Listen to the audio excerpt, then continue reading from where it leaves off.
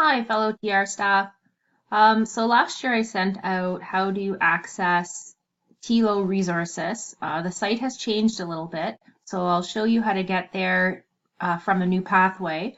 And also, just to remind you that if you haven't checked out this site, you really should. There's a ton of content on there for all kinds of courses, not just Canadian and World Studies courses and humanities, but all kinds of the subject areas. If you have a student struggling in math, you can look up an element of a math class in English, phys ed, anything like that. There's all kinds of resources on here.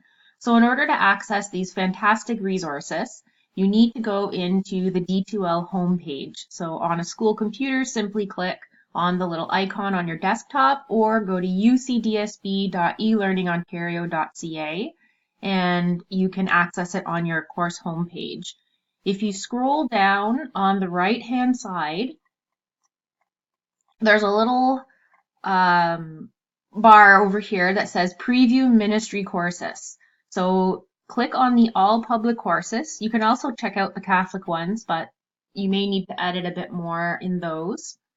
And this will enable you to view the different content areas. For example, you can go to the Canadian and World Studies course, and a course that really needs updating is Issues in Canadian Geography. So you can click on that, and you can see different pieces of content from the course. So there's all the units, there's a course culminating activity, and this is for teachers to use.